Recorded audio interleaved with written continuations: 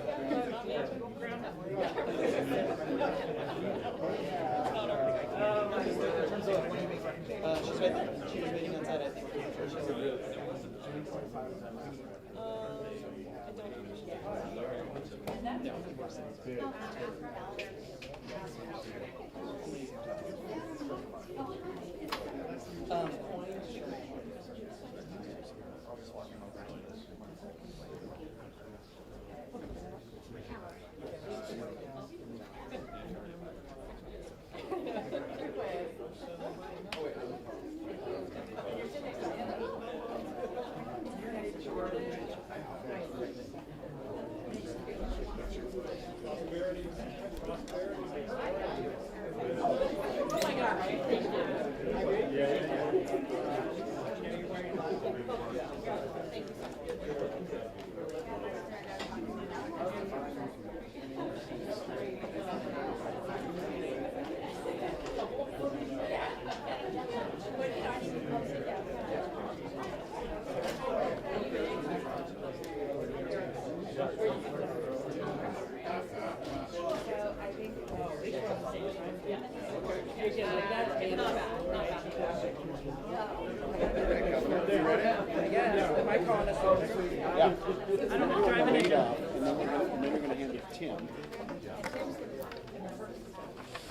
We're gonna let Tim talk? Oh, jeez, okay.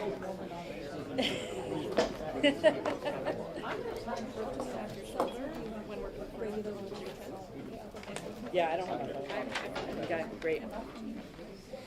Oh, we got some mics. Okay. How we doing? We're good. And then we have folks. We do have folks on the phone. I think we're at, I see Rochelle Luther from Columbia Sportswear. It's like an eye test. Yeah, I know. Can someone look at the participants and make sure like Toby's on the plane. Toby's on the plane, okay. And there's Robert. There's Robert and Rochelle. Yeah. So who couldn't make it today? Toby and... Toby's on the plane.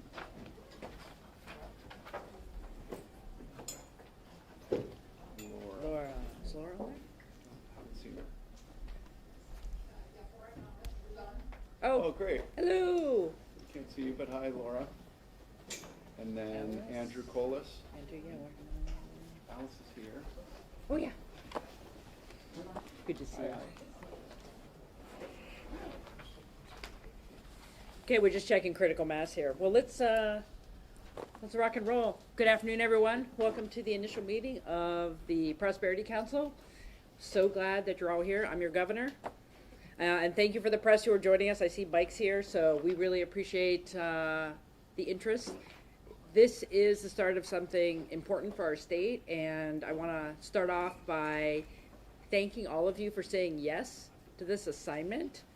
Our fantastic co-chairs, Curtis and Renee, thank you. These types of groups to help move big things don't just happen. People have to be willing and able and willing to put themselves out there, and so you have my eternal gratitude for being part of this. We have members online. We wanted to get this first organizing meeting started, so from here forward, the hope is that these will be all in-person meetings, but everyone scrambled to make it here today, and I really, really appreciate that. Just wanted to start off with a few opening comments, and then I'm going to pass it off to our new Chief Prosperity Officer, Mr. Knope, who's going to make some comments. I think you all said yes because we have one thing in common and probably many more things, but the one thing we have in common is we all believe in Oregon. We all believe in this wonderful state and what we have to offer, and that we want to make sure the future is bright and successful for everyone. So, so thank you. That doesn't happen by just thinking about it. It happens by action, and that's what this council was about. Putting good ideas out there, coming up with an action plan that can move us forward in the long term, because we can't take anything for granted. We have to be strategic. We have to be intentional to build the prosperity we want across the state. And we know that Oregon has strong assets. I believe we're starting from a strong position in terms of the assets we have here in the state, but we're also facing real headwinds. We're seeing this across the country: slower job growth, higher unemployment, worried about our population declines and in-migration, although we had some positive news here just the other day about U-Haul numbers. And we have red tape that we know that we have put in our own way, and then we have federal uncertainty, and that's a whole nother conversation. That is just the facts. That is out there. But despite these challenges, here in Oregon, as I said, the foundation we have is strong. We are innovators. We have lots of skilled workers. Sometimes they need to be moved to different places, but we have very skilled workers here in the state. We have strong industries, particularly in manufacturing and new technology. And we have world-class research institutions. How are we taking all those assets and those foundations to move us forward? That is part of the roadmap conversation. Hey, Andrew. When the Prosperity Roadmap conversation started in my office, it didn't start from scratch. We had heard from about 350 businesses over the last year and a half through our regional solutions work, through my conversations with businesses directly, talking about the things that they were facing and wanting more help from the state and a stronger public-private partnership so we can move forward with prosperity across the state. The goals that I put forward about growing our GDP, creating new jobs, supporting the workforce we need for the future, those are very simple goals. They are urgent goals. We cannot wait. We need to move quickly, because I think while we are stable, we have a lot coming at us, and we have to have a stronger plan for the future going forward. So as I mentioned, we can do some things right now in the upcoming legislative session. I took one of my bill concepts that I get for the session to put a bill out there on fast-track permitting and potentially some one-time dollars for industrial site readiness. Those are not surprising issues. I've been hearing about that through these business conversations. We have to, as a state, have more predictability in our permitting, and so we're trying to set up a structure to do that. And we do need some dollars for industrial site readiness and modernizing our enterprise zones. There's a lot of things we can do right out of the gate. But we're not stopping there, and your job here is to get us to that full-blown comprehensive plan going into 2027 and beyond. And the other message I would say is you are not alone. My office is mobilizing to bring staff and supports to help out. We have, as I've mentioned, hired a Chief Prosperity Officer who will be leading in our office, but staff support, agency support to support what you need in terms of information and idea support. You will have that. You are not alone in this endeavor, and I only wish I could spend more time with you directly, but I will be getting regular updates about how you're doing. And at the end of the day, this is just a start. This is, if we are successful in putting some actions in place in the next couple years, we are going to grow the economy in a way that is going to serve the entire state and our ability to provide services, our ability to make sure people have what they need. And we will also make a state that is more affordable and more livable for everyone, which at the end of the day is what we want. People love Oregon. They want to be here. We got to make it a place where people can grow, businesses can grow, and we have the success we all need. So I'm fully committed to this effort. I will see you as often as I can. I have a great team. Our co-chairs are great. Tim's going to do a wonderful job leading, and if there's anything you need, I'll make sure you have my number. Call me anytime. But in the meantime, I'm going to turn it over to our Chief Prosperity Officer, Tim Canoe. Thank you, Governor. I appreciate the opportunity to serve the Governor and the state of Oregon again. Many of you know my background, some don't, but I started out starting small businesses in Central Oregon and grew a few of those, and then ran for office, and I think you probably know the rest. 18 years in public service, and I spent 22 years at the Central Oregon Builders Association in Bend and growing that association and the housing industry in Central Oregon, which housing is a key to our ability in Oregon to compete, and especially affordable housing, because workers need to be able to afford the places that are nearby where they work. And so the governor called and asked if I'd be interested in the job. I asked her what it entailed, and I appreciate the fact that she's published her what we're calling Oregon's Prosperity Roadmap. And we'll go over the three goals here in a minute. But I just want to thank all the council members for also answering that call from the governor and saying yes, because this is a critical issue to resolve. It is really about the headwinds that we have due to competitive nature of other states. They're not standing still, and neither will we. And we will move forward with, I think, recommendations from the council about what we need to do in order to be competitive in today's marketplace. And that's going to be centered around the goals that the governor has put out there. I want to thank our two co-chairs for also stepping up. I've had good conversations with both of them, and I think we have great alignment, and looking forward to serving you all in this really important endeavor for the state of Oregon. So thank you. Thank you, Tim. Terrific. Okay. Hi, everybody. I'm Curtis Robinhold. I work in the daytime at the Port of Portland. In the nighttime, I've got 13 and 15-year-old girls. That's a full-time operation. My wife and I live here in Northeast Portland. What Renee and I are going to do is start with, would love to go around and do intros. And would love it, especially if yours were about as long as mine just was. We're going to try to do this in about 20 minutes, but it would be especially useful to hear sort of what brings you to this table. And Drew, even though you're a few minutes late, we're going to let you start after Renee goes. But interested in who you are and essentially what brings you here, and we'll try to whip around and move to the next step here. Renee, you ready to roll? Yes, Curtis. I'm Renee James. I'm here to be Curtis. Curtis is making me the bad guy because I have the timer, which he thankfully gave me as my first gift on the council, to time people to keep us on schedule. I think many of you know I founded a business in Oregon, and prior to that ran one of our largest employers, Intel, and am very committed to growth of jobs and living wages in Oregon. Super important to me. I'm very thankful that the governor continues to ask me to be involved in finding solutions.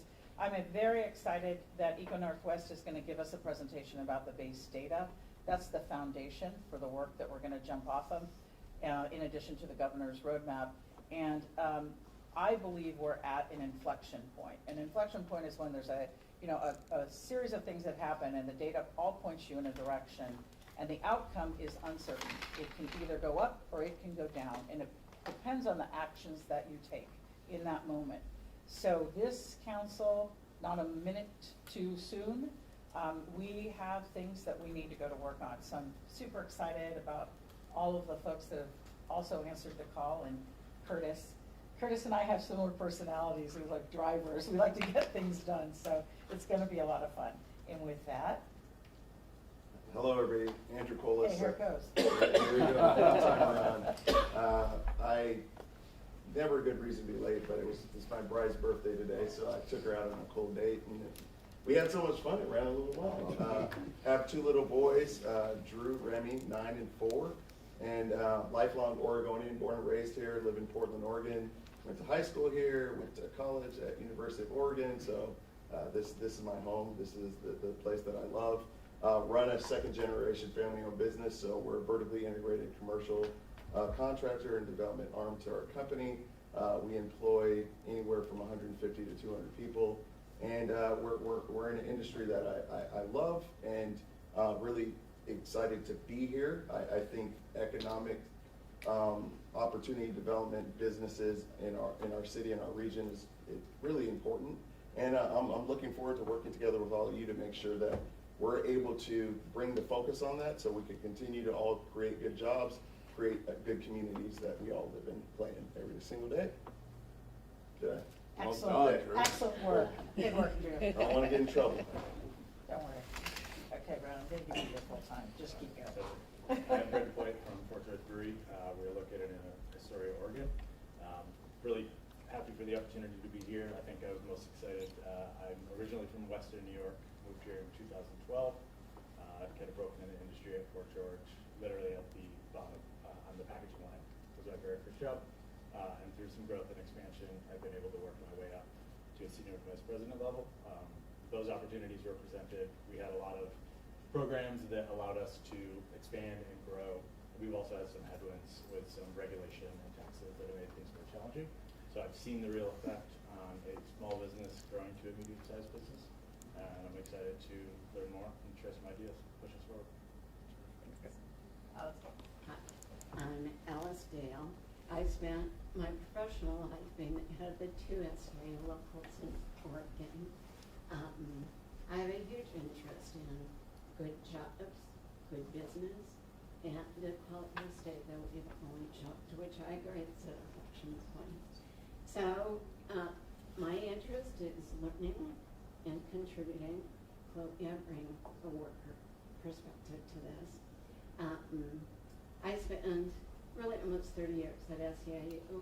My last bit of a labor movement was in Switzerland, working for a global union, or headed up major department of public services. So happy to be here. I have one child who's not a child, 50 years old. I'm married, and I live in Portland. Dave Drinkworth, also born and raised here. Choose to raise my family here. My wife and I have 4 boys, 16 to 10. Lived here my whole life, except a couple of ventures overseas for studying abroad.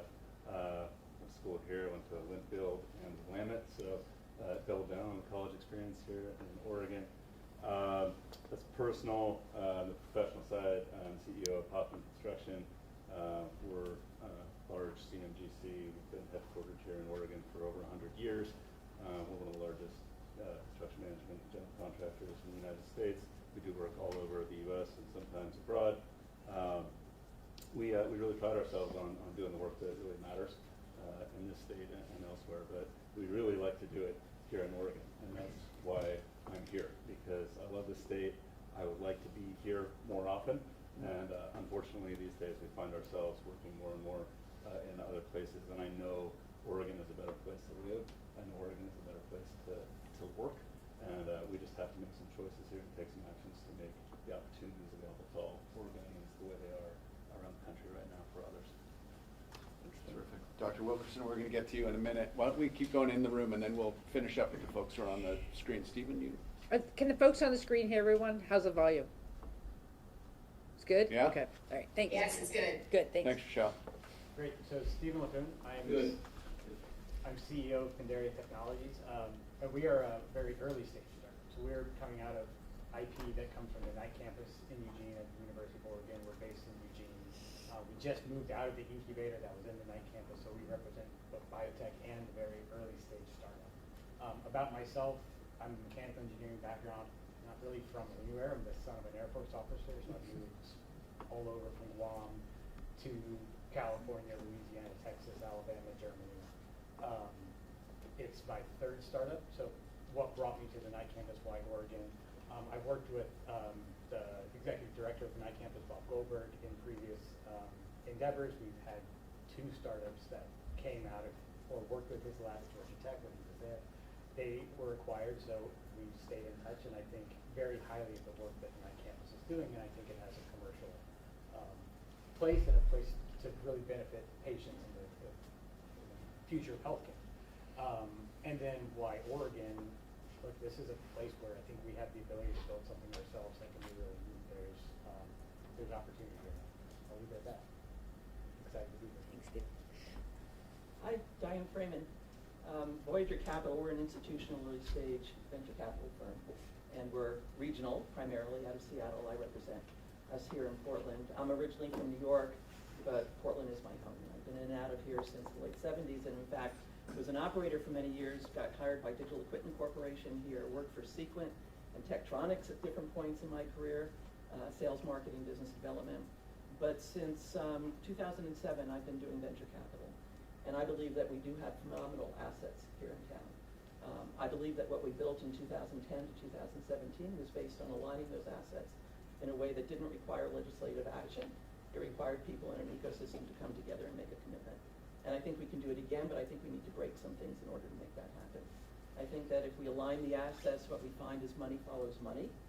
So the issue that there's no money here to invest in startups is bullshit. And that in fact, if we find a way to basically make the ecosystem once again healthy in a way that allows for these companies to want to live here, they will come here because of all the assets that we have. So I'm excited to be here right now. I'm really excited to see the ideas that we can put on the table.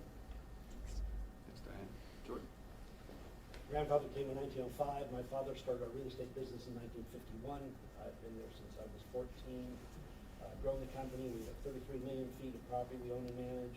Offices in Seattle, Portland, San Francisco, Sacramento, Las Vegas, San Diego, Tucson, Phoenix. So I'm a fiend for data, study all those markets as to where we should develop. We have 500 million of projects under construction now, finishing up in all those markets. We have 268 employees, and I'm very optimistic, although I think it's important here that we're realistic compared to a lot of other markets we're in about the issues facing us.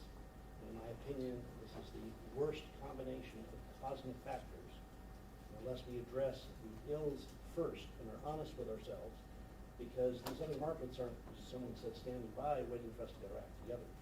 And I think the fact that the governor is taking interest first in Portland, Monroe County, and the whole state, and has called people together to commend you. And as I've said to you, what I'd like to see is your legacy be the governor who helped really get this state turned around on business. Because as much as we need housing, you need businesses here. You need businesses to employ people. The only way to get out of the dilemma we're in now is to have more people working that are paying more reasonable taxes to afford all the goods, all the services that we need as a community. And as you just said, we're out of alignment right now. And how this happened is a fascinating story for people to write about in the future. But there's tremendous attributes about being in Oregon. And so I commend you for getting in. But we've got to be honest about the issues and not be afraid of being facing those issues, because you can't figure out solutions unless you understand the issues. So Eagle Northwest is an incredible company, and you've been honest and hit hard about the facts, and we all want to participate and work together with you. So again, thank you for bringing us all together. A lot of different viewpoints here, and in the real estate business, we're always optimistic. The state's not going away, but we have to think about for our kids and their kids what to do now, the heavy lifting, to get us back on track. Thank you. Thank you. Lois? Lois Cho. My family lives in Sherwood, but we have a winery out in Hillsborough. We make about 700, well, started out with 700 cases 5 years ago, and now we make 7,000 cases. We have a 77-acre property in wine country. We started out as a virtual business 5 years ago and grew rapidly in the last 5 years.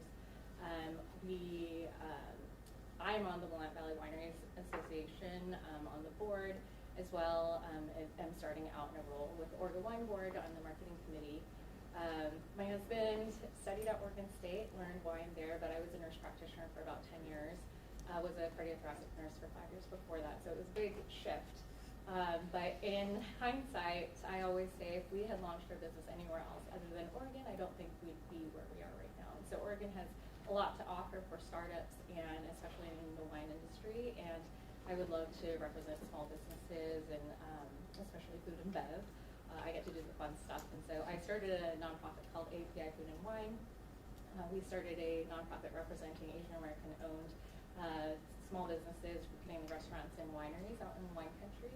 It became a 1,000-person sold-out event 3 years in a row, and we're actually taking it to New York now. And part of the mission is really to get that food and bev story about the bounty that we have here in Oregon out of Oregon, so we can bring more travel in. And so that's my take, and I hope to contribute a lot to this discussion. Thanks. Terrific. Should we go online? Yeah. Yeah. Should we start with Brian Hall? Yeah, thanks for having me. Apologies I couldn't be there.